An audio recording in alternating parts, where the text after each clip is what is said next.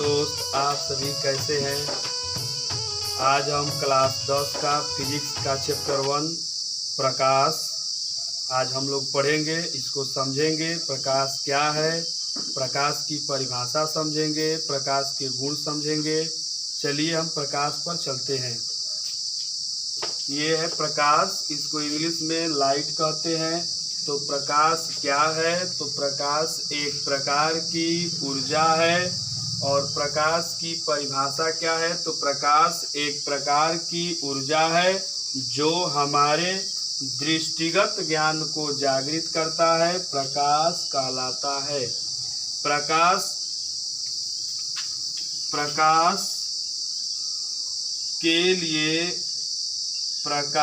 के लिए माध्यम की आवश्यकता नहीं होती। प्रकाश के लिए माध्यम की आवश्यकता नहीं होती।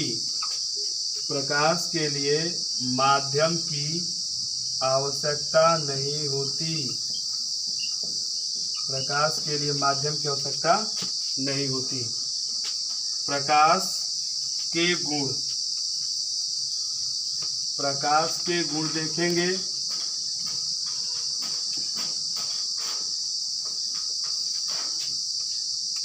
प्रकाश के गुण,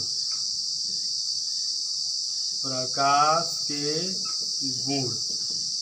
पहला, प्रकाश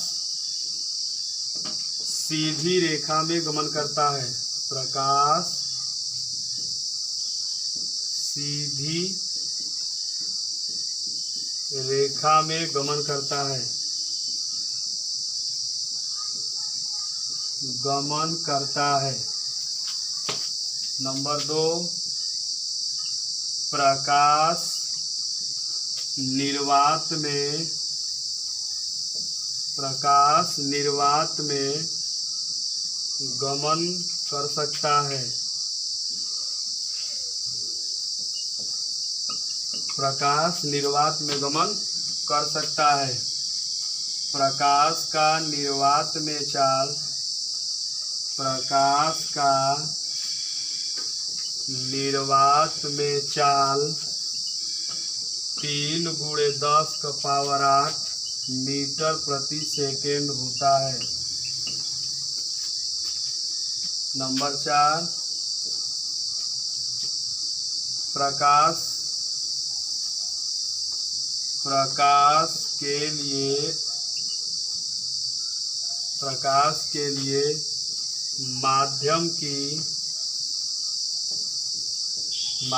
की आवश्यकता नहीं होती। ये रहा आपका प्रकाश का गुण। प्रकाश के गुण में पहला हमने लिखा है कि प्रकाश सीधी रेखा में गमन करता है। दूसरा लिखा है कि प्रकाश निर्वात में गमन कर सकता है।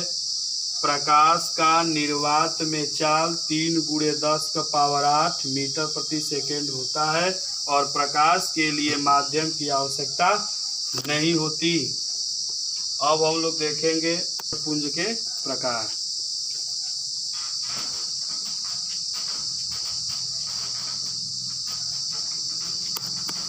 किरण पुंज, किरण पुंज 2 या 2 से अधिक, 2 या 2 से अधिक, 2 या 2 से अधिक किरणों के समूह को, किरणों के समूह को किरण पुंज कहते हैं। किरण पुंज कहते हैं। किरण पुंज किसे कहते हैं, तो 2 या 2 से अधिक किरणों के समूह को किरण पुंज कहते हैं। अब हम लोग जानेंगे किरण पुंज के प्रकार। किरण पुंज के प्रकार। किरण पुंज के प्रकार। किरण पुंज 3 प्रकार का होता है। पहला होता है समांतर किरण पुंज, समांतर किरण पुंज। दूसरा होता है अपसारी किरण पुंज, अपसारी किरण पुंज। तीसरा होता है अभिसारी किरण पुंज, अभिसारी किरण पुंज। ये रहा आपका किरण पुंज के प्रकार। किरण पुंज कितने प्रकार के होते हैं? तो किरण पुंज 3 प्रकार के होते हैं। पहला होता है समांतर किरण पुंज, दूसरा होता है अपसारी किरण पुंज और तीसरा होता है अभिसारी किरण पुंज। ये आज मतलब किरण पुंज का परिभाषा होता है 2 या 2 से अधिक किरणों के समूह को किरण पुंज कहते हैं। किरण पुंज के प्रकार पहला होता है समांतर किरण पुंज, दूसरा होता है अपसारी किरण पुंज और तीसरा होता है अभिसारी किरण पुंज। चलिए पहला देखते हैं इसमें का समांतर किरण पुंज। इसमें पहला देखेंगे अब समांतर किरण पुंज।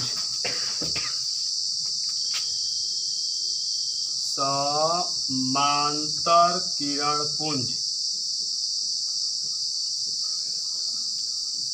समांतर किरण पुंज किसे कहते हैं? तो 2 या 2 से अधिक, 2 या 2 से अधिक,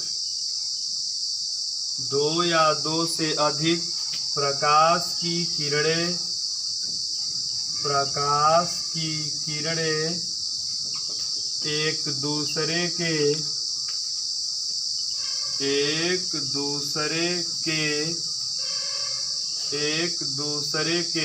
परस्पर समांतर हो तो उसे समांतर किरण पुंज कहते हैं। तो उसे समांतर किरण पुंज कहते हैं।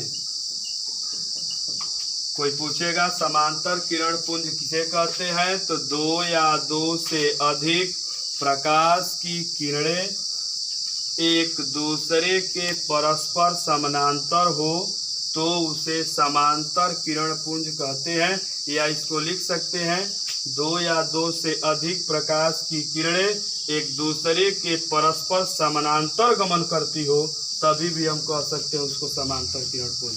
जैसे इसका ग्राफ है, ऐसे ये जो ग्राफ है, ये ग्राफ आपका समांतर किरण पुंज का है। ये दो जो किरणें जा रही है, ये सभी किरणें एक दूसरे के परस्पर पैरेलल हैं या समानांतर हैं, इसी को कहते हैं समांतर किरण पुंज। दूसरा आपका आता है अपसारी किरण पुंज। दूसरा आता है आपका अपसारी किरण पुंज। अगला देखेंगे अपसारी किरण पुंज। अपसारी किरण पुंज। अपसारी किरण पुंज आज देखेंगे हम लोग। अपसारी किरण पुंज क्या होता है? तो 2 या 2 से अधिक, 2 या 2 से अधिक, 2 या 2 से अधिक प्रकाश की किरणें, प्रकाश की किरणें एक 2 या 2 से अधिक प्रकाश की किरणें किसी एक बिंदु से, किसी एक बिंदु से जाती हुई प्रतीत हो, जाती हुई प्रतीत हो तो उसे अपसारी किरण पुंज कहते हैं। अपसारी किरण पुंज कहते हैं।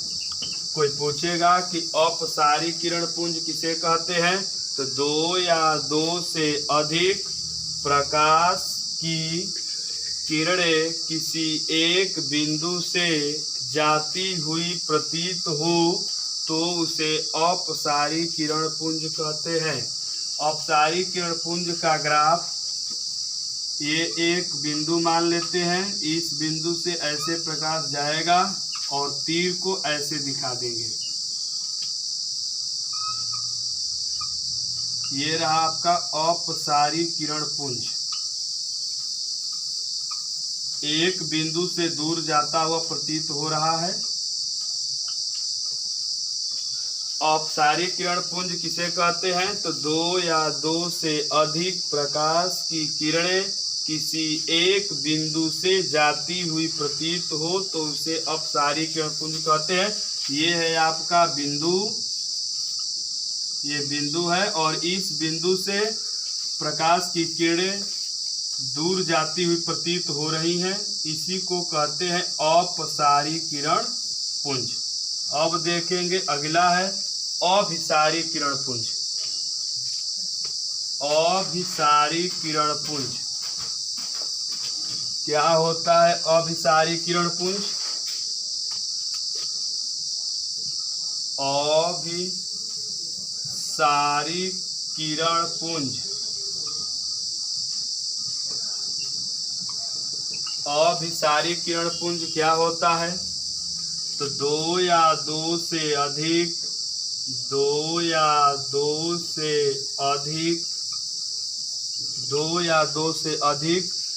प्रकाश की किरणें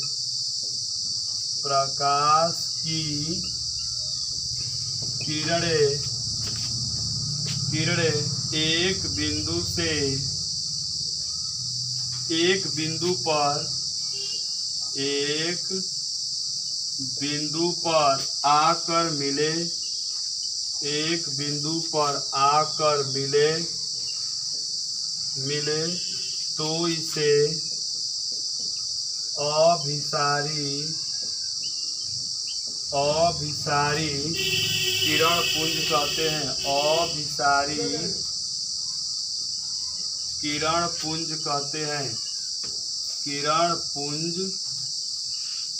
कहते हैं। कोई कहेगा कि अभिसारी किरण पुंज किसे कहते हैं, तो दो या दो से अधिक प्रकाश की किरणें एक बिंदु पर आकर मिले उसे अभिसारी किरण पुंज कहते हैं। इसका ग्राफ ऐसे है, ये एक बिंदु है, इधर से कोई प्रकाश आ रही है, आकर के एक बिंदु पर मिल, इसका तीर ऐसे खींच देंगे। ये आपका फिगर है अभिसारी किरण पुंज। ये फिगर है आपका अभिसारी किरण पुंज का। ये बिंदु है, इधर से प्रकाश की किरणें आ रही है और आकर के इस बिंदु पर क्या हो रही है, मिल रही है, इसी को कहते हैं अभिसारी किरण पुंज। तो वस्तुएं क्या होता है, तो वे वस्तुएं जो स्वतः प्रकाश का उत्सर्जन करें, जो वस्तुएं स्वतः प्रकाश का उत्सर्जन करती है वह दीप्त कहलाती है, और वे वस्तुएं जो स्वतः प्रकाश का उत्सर्जन न करे उसे अदीप्त वस्तुएं कहते हैं। अदीप्त वस्तुओं का उदाहरण हो जाएगा आपका ईंट, पत्थर, जो भी आप ले लीजिए जिससे मतलब प्रकाश उत्पन्न न हो, और वे वस्तुएं ले लीजिए जिनसे स्वतः प्रकाश का उत्सर्जन हो, उसे दीप्त वस्तुएं कहते हैं। आगे आपका आता है प्रकाश का परावर्तन। आगे आता है आपका प्रकाश का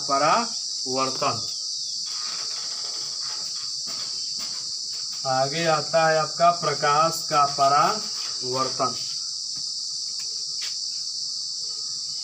प्रकाश का परावर्तन। प्रकाश का परावर्तन क्या होता है? प्रकाश का परावर्तन, इसकी परिभाषा होती है, जब प्रकाश की किरण जब प्रकाश की किरण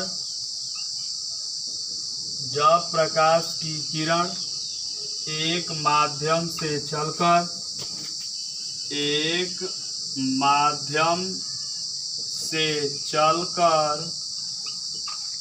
दूसरे माध्यम में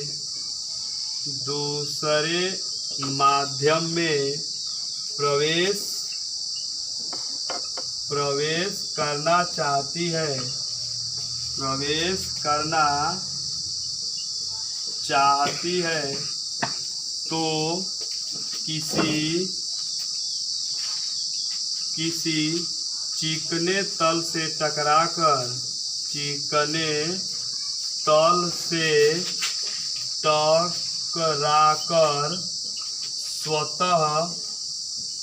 स्वतः अपने ही मार्ग में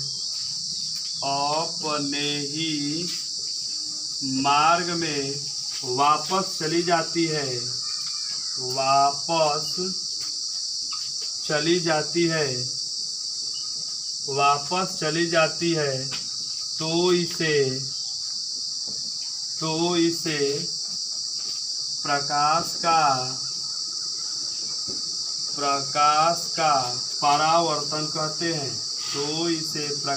का परावर्तन कहते हैं।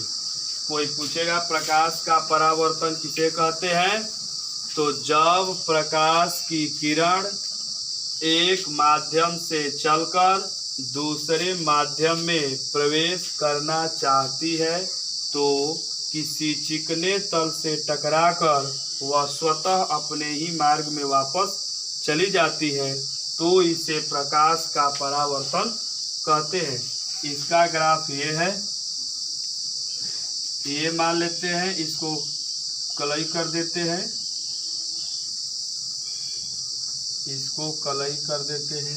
यहाँ पर मान लेते हैं, यहाँ पर सूर्य है, ये माध्यम मान लेते हैं 1 और ये माध्यम मान लेते हैं 2। जब माध्यम 1 से प्रकाश जब चलता है ऐसे आया और दूसरे माध्यम में जैसे ही प्रवेश करना चाहता है तो ये तल चिकना होने के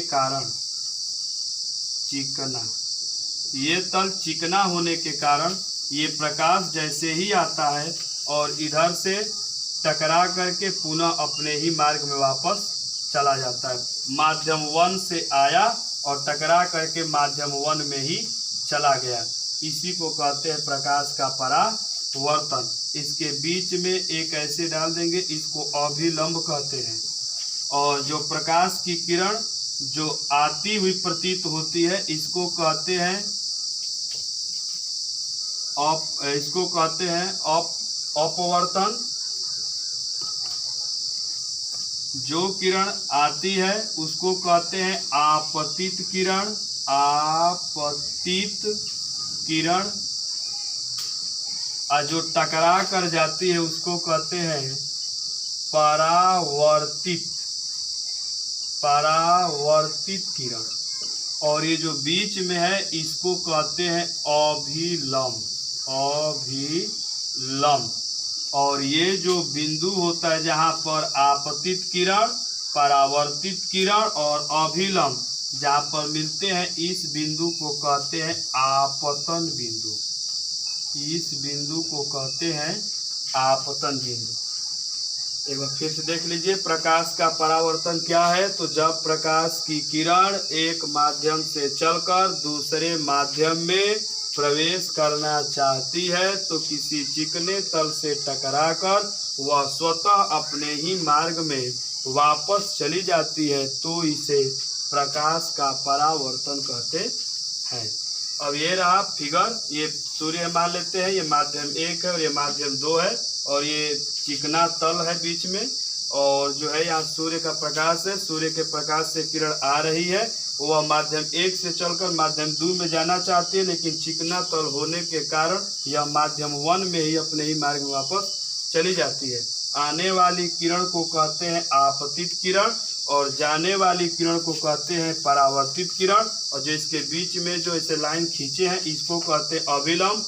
और जिस बिंदु पर आपतित किरण, परावर्तित किरण और अभिलंब आकर के मिलते हैं उस बिंदु को कहते हैं आपतन बिंदु। और ये जो प्रकाश का परावर्तन है, ये परावर्तन के दो नियम होते हैं, उस नियम को देखेंगे। प्रकाश के परावर्तन के नियम, प्रकाश के परावर्तन के दो नियम होते हैं। प्रकाश के परावर्तन के दो नियम होते हैं। प्रकाश के परावर्तन के नियम, प्रकाश के परावर्तन के नियम। प्रकाश के परावर्तन के दो नियम होते हैं। पहला होता है, ऐसा एक बार फिगर फिर बना दे रहे हैं, उससे समझा दे रहे हैं, फिर लिख भी देंगे। ये यहाँ पर सूर्य बनाए थे, इसको माध्यम 1 कहे थे और इसको माध्यम 2 कहे थे, और इसको ऐसे कलई कर देंगे। ये आपका है चिकना तल, ये आपका है चिकना तल, और इससे प्रकाश की किरण आ रही है और ऐसे टकरा करके जा रही है, और ये डॉटेड जो लाइन है ये आपका अभिलंब है। अभिलंब है, आने वाली किरण को बताए थे आपतित, जाने वाली किरण को बताए थे परावर्तित, और इस बिंदु को कहे थे आपतन बिंदु। जो किरण आती है आने के साथ अभिलंब के पास जब आ करके अभिलंब से मिलती है तो अभिलंब और आपतित किरण के बीच में एक कोण बनता है जिसको आई या उसको हिंदी में आपतन कोण कहते हैं। आपतन कोण। अब देखिए ये अभिलंब और परावर्तित किरण के साथ जो कोण बनता है उस कोण को आर से दर्शाते हैं और उसको हिंदी में लिखते हैं परावर्तन कोण। परावर्तन कोण। ये रहा, मतलब कि आपतित किरण और अभिलंब के बीच में जो कोण बनता है उसको आई से, और हिंदी में आपतन कोण। परावर्तित किरण और अभिलंब के बीच में जो कोण बनता है उसको आर से रिप्रेजेंट करते हैं और उसको हिंदी में परावर्तन कोण कहते हैं। इसके दो नियम होते हैं। पहला नियम होता है कि जो आपतन कोण होता है वह परावर्तन कोण के बराबर होता है। पहला होता है कि जो आपतन कोण होता है वह परावर्तन कोण के बराबर होता है। जैसे कोण आई बराबर कोण आर, ये कोण आई जो है वह कोण आर के बराबर होता है। इसको लिख सकते हैं आपतन कोण बराबर, आपतन कोण बराबर होता है परावर्तन कोण। आपतन कोण बराबर होता है परावर्तन कोण। ये पहला नियम है परावर्तन का कि जो आपतन कोण होता है वो परावर्तन कोण के इक्वल होता है, बराबर होता है। तो इसी को लिखते हैं कोण आई बराबर कोण आर, या हिंदी में कहते हैं आपतन कोण बराबर परावर्तन कोण। दूसरा होता है कि आपतित किरण, परावर्तित किरण और अभिलंब तीनों एक ही बिंदु पर मिलते हैं। दूसरा नियम होता है कि आपतित किरण, आपतित किरण ऐसे कॉमा लगा लेंगे, परावर्तित किरण, परावर्तित किरण और अभिलंब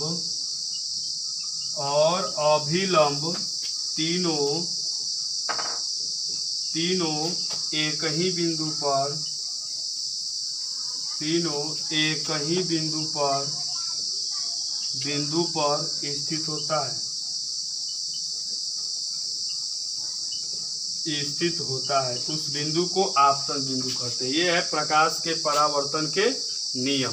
प्रकाश के परावर्तन के दो नियम होते हैं। पहला बताए थे कि आपतन कोण परावर्तन कोण के बराबर होता है। दूसरा बताए हैं कि आपतित किरण परावर्तित किरण और अभिलंब तीनों एक ही बिंदु पर स्थित होते हैं। उस बिंदु को कहते हैं आपतन बिंदु। आगे आपका आता है इसका अपवर्तन। ये प्रकाश का परावर्तन है और अगला आता है प्रकाश का अपवर्तन। ये प्रकाश का परावर्तन तक ही आज रहने देंगे। अगले वीडियो में जो है हम लोग प्रकाश का अपवर्तन के बारे में समझेंगे, जानेंगे और क्रांतिक कोण पूर्णांतिक परावर्तन के बारे में अगले वीडियो में समझेंगे। यदि ये अच्छा लगा तो इसको लाइक करें, सब्सक्राइब करें और इस चैनल को शेयर करना न भूलें। यदि कोई कमी हो तो कमेंट करके हमको बताएं, उसको ठीक से समझाया जाएगा। और लाइक करें, सब्सक्राइब करें।